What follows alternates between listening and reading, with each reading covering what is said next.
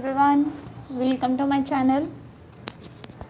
This is 10th class science, physics, electricity chapter. Topic is electric power. So let us start our topic, electric power. When an electric current flow through a conductor, जब किसी भी conductor में से current flow करता है तो electrical energy use होती है. We say that current is doing work. तो हम कह सकते हैं कि करंट जो है जब भी एनर्जी का यूज होता है या फिर जब काम होता है तो एनर्जी का यूज होता है, और एनर्जी का यूज होता है मतलब हमने कुछ ना कुछ वर्क किया. जब भी किसी कंडक्टर में से करंट फ्लो होता है तो कुछ ना कुछ एनर्जी यूज़ होती है, इलेक्ट्रिकल एनर्जी यूज़ होती है, और हम कह सकते हैं कि करंट जो है वो कुछ ना कुछ वर्क कर रहा है. इसी को कहा जाता है rate of doing work is called power. कि कितनी रेट से, कितनी स्पीड से काम हुआ उसी को हम पावर कहते हैं. In short we can say that, shortly हम इस डेफिनेशन को कह सकते हैं कि electric power is the electrical work done पर यूनिट टाइम. इलेक्ट्रिकल पावर क्या होता है? इलेक्ट्रिकल वर्क जो हम करते हैं पर यूनिट टाइम में.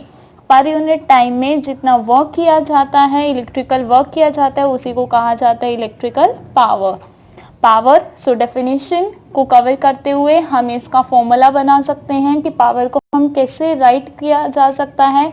वर्क डन पर यूनिट टाइम. तो वर्क डन अपॉन में पर यूनिट टाइम की कितने टाइम में कितना वर्क हुआ. सो टाइम टेकन अपॉन में आ जाएगा. Power is equal to work done upon में टाइम टेकन. पावर का symbol P, work done W and time taken small t.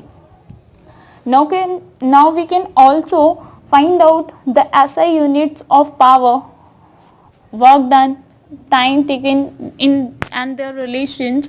Unit of power. Power की ये जो यूनिट है, देखिए कैसे निकालते हैं.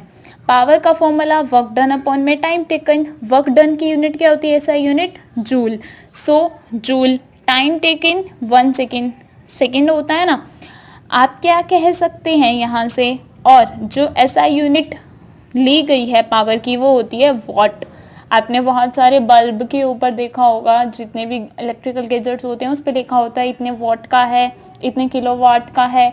सो वॉट क्या है? वो आपको पावर बताती है कि ये कितने टाइम में कितनी एनर्जी आपको दे सकता है, कितना टाइम में कितनी एनर्जी यूज़ करता है. पर सेकेंड ये कितना यूज़ करता है, कितनी पावर को यूज़ करता है, कंज्यूम करता है कितनी एनर्जी को. सो यूनिट्स वॉट में ली जाती है. ऐसा यूनिट पावर की क्या होती है? वॉट. वोट क्या होगा? 1 वोट अगर निकालना चाहते हैं तो सबको 1 पुट कर दीजिए कि 1 सेकेंड में हम 1 जूल का अगर वर्क करते हैं तो जितनी एनर्जी कंज्यूम हुई वो क्या हो जाएगा? 1 वोट. सिंपल होता है किसी के भी 1 के डेफिनेशन देना. आपके पास जो फॉर्मूला होता है सब जगह 1 कर दो कि 1 सेकेंड में अगर हम 1 जूल का वर्क करते हैं तो जो एनर्जी कंज्यूम होगी वो क्या होगी? 1 वॉट की power. So power of 1 what is the rate of working. कितनी रेट से काम हुआ ऑफ 1 जूल पर सेकेंड. आई होप आप लोगों को ये अच्छे से समझ आया होगा. आप किसी का भी ऐसा यूनिट कन्वर्ट कर सकते हैं. आपको ये बोला जा सकता है, जैसे आपको दे दिया जाए ऑप्शनल क्वेश्चंस, सो उनमें क्या है, ऑब्जेक्टिव टाइप में आप से पूछ लिया जाए कि पावर की यूनिट क्या है और आपको वॉट ही ना दिया जाए, आपको लिखा मिल जाए जूल अपॉन में सेकेंड, तो आप यहाँ से क्लिक कर सकते हैं अपने आंसर को. आपको फॉर्मूला पता होना चाहिए. आप फॉर्मूले से उसी टाइम पे निकाल सकते हैं. हर चीज़ मेमोराइज करने की नीड नहीं होती. बस हर चीज़ को क्लियर करने के चला कीजिए ताकि आप एग्ज़ाम में कंफ्यूज ना हो. नेक्स्ट जो है देखो, पावर को वॉट में लेना, लेकिन बहुत सारे ऐसे डिवाइसेस हैं जिसमें वॉट में काम नहीं चलता. हमें और भी ज़्यादा बड़ी मेज़रमेंट की रिक्वायरमेंट होती है, तो आप किस में ले सकते हैं? जैसे ग्राम होता है, हम किलोग्राम में भी मेज़र कर सकते हैं. वैसे ही वॉट भी क्या है? किलो वॉट में. और किलो का मीन्स ही क्या होता है? 1000. सो 1 किलो वॉट किसके इक्वल होगा? 1000 वॉट के equal. 1 kilo watt is equal to 1000 watt. Kilo का K स्मॉल लिखना है, वॉट का W लार्ज लिखना है. सो इलेक्ट्रिकल पावर क्या है?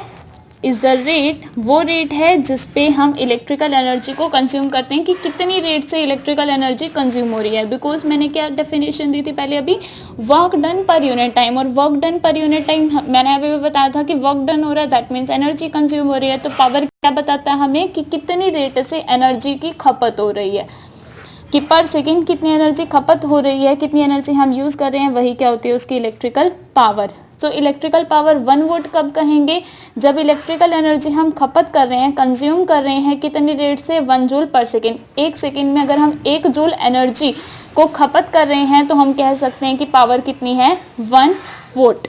सो सिंपलेस्ट डेफिनेशन थी। नेक्स्ट जो है इलेक्ट्रिकल पावर को कैलकुलेट करने के लिए हम फॉर्मूले निकालेंगे कि आपको जैसे न्यूमेरिकल है, न्यूमेरिकल में आपको कभी PWT पावर दे दिया जाए, वर्क डन दे दिया जाए, टाइम पूछ लिया जाए, ये इनमें से कोई भी 2 चीज़ें देंगे और थर्ड पूछ लेंगे।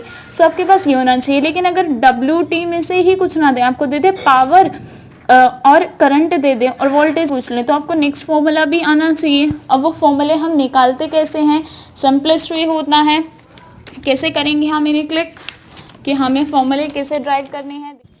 सो हम 1 बाय 1 एग्जाम्स में जो न्यूमेरिकल्स को क्लिक करने के लिए फॉर्मूले कुछ ड्राइव करेंगे।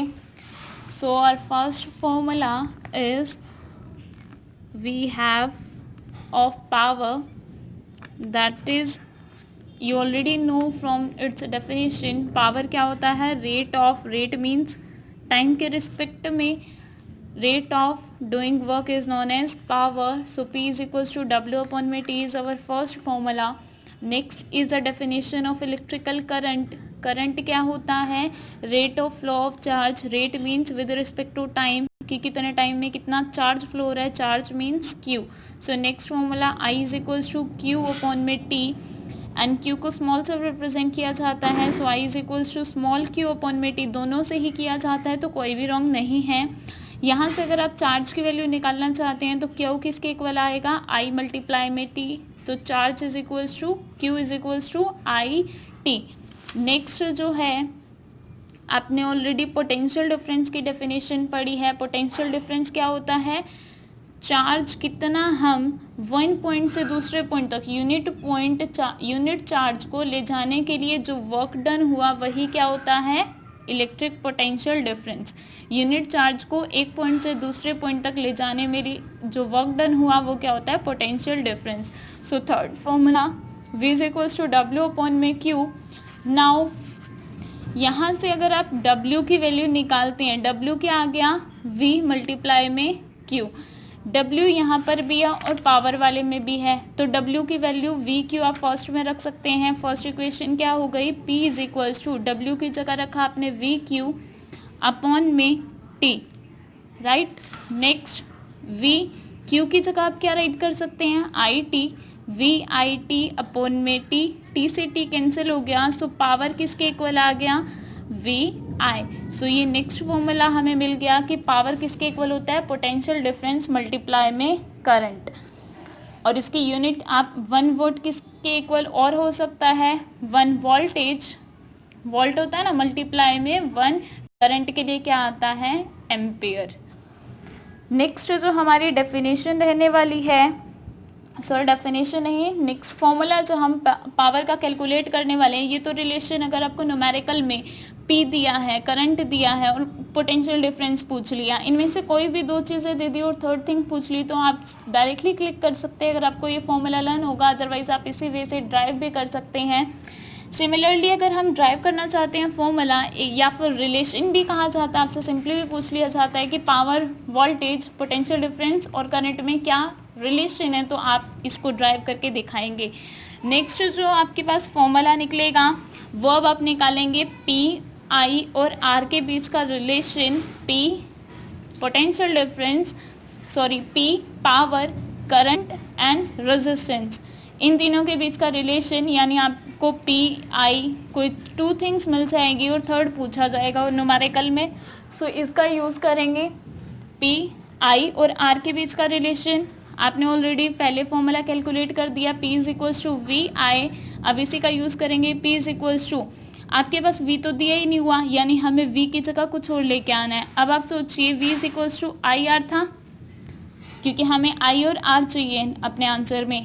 V is equals to I R according to Ohm's law, तो V की जगह आप क्या रख सकते हैं, आई आर मल्टीप्लाई में I तो है ही, I मल्टीप्लाई आई स्केयर आर, तो P का एक और फॉर्मूला आ गया आई स्केयर आर, यानी करंट का स्क्वायर मल्टीप्लाई में रेजिस्टेंस। नेक्स्ट अगर फॉर्मूला आप कैलकुलेट करना चाहते हैं P V एंड R का, ये था P V I का, नेक्स्ट था P I R का, अब करना चाहते हैं P V R का। तो P ऑलरेडी किसके इक्वल लेके आ चुके हैं, V I के। P इज इक्वल्स टू, हमें V तो चाहिए लेकिन R चाहिए, I नहीं चाहिए, सो V is equals to I R again, because V भी चाहिए और I नहीं चाहिए और R चाहिए। सो अब क्या करेंगे, I is equals to V, ये मल्टीप्लाई में R था, यहाँ डिवाइड आ जाएगा, I is equals to V upon में R, तो यहाँ V अपॉन में R रखा, P किसके इक्वल आ गया, V मल्टीप्लाई में V स्क्वायर अपॉन में R। सो एक और नेक्स्ट फॉर्मूला बन गया पावर का, V स्क्वायर अपॉन में R। सो ये 3 फॉर्मूले हैं जो यूज़ होते हैं न्यूमेरिकल में। नेक्स्ट जो यूज़ किए जाते हैं, power voltage rating of electrical appliances, जो हमारे घरों में बिजली के अप्लाइंसेस होती हैं उसमें पावर की वोल्टेज क्या रहती है। आपने देखा होगा बल्ब के ऊपर कुछ अलग लिखा होता है कि वो 40 वोल्ट का है, 60 का है, 80 का है, ट्यूबलाइट 40 वोल्ट की होती है, और हमारी वोल्टेज कितनी आती है हर एक अप्लायंस में 220 वोल्टेज आती है। तो ऑलमोस्ट पे इस टाइप से वोल्टेज ये लिखी होती है और पावर बताई जाती है उस पर। अगर आपको वोट यानी पावर पता है, V पता है, तो आप करंट निकाल सकते हैं। अभी भी फॉर्मूला देखा, P is equals to V I, तो V की वैल्यू है, P की वैल्यू है, I निकल जाएगा P अपॉन में V करके, इन दोनों को डिवाइड करके एम्पेयर में। बल्ब की इतनी होती है रेडियो सेट में, तो इस टाइप से आपको बताया गया है कि इनकी इतनी इतनी वोल्टेज होती है।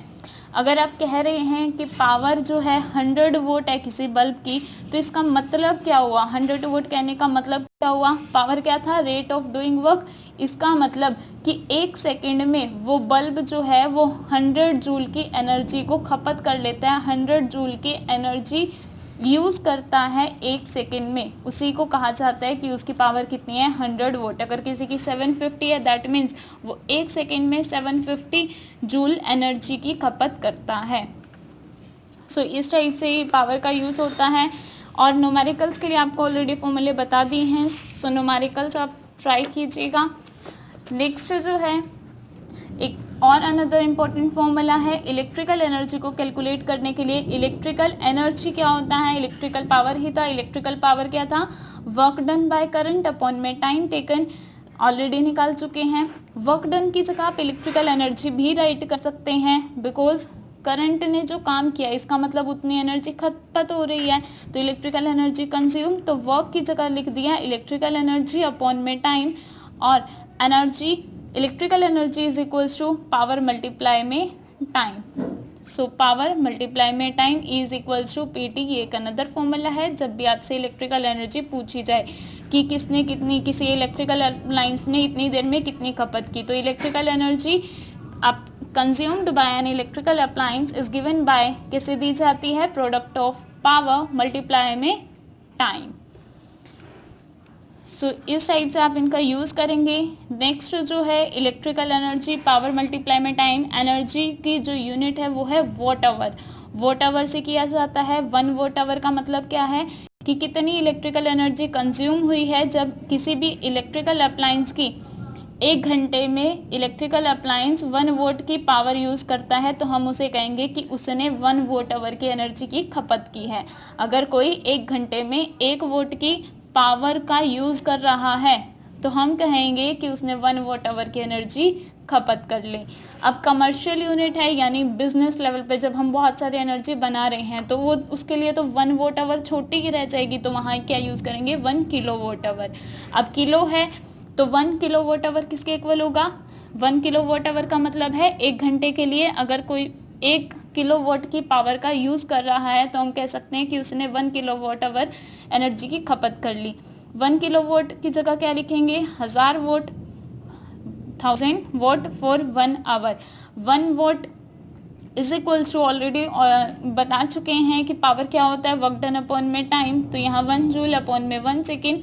1 kilo watt hour 1000 watt, watt की जगह क्या लिखा, जूल अपॉन में सेकेंड, जूल अपॉन में सेकेंड फॉर 1 आवर, 1 आवर को सेकेंड में कन्वर्ट करेंगे तो 1 आवर की जगह क्या लिखेंगे, 60 मल्टीप्लाई 60 सेकेंड्स, 1000 मल्टीप्लाई 60 कितना आया, 36 एंड 5 जीरो जूल्स।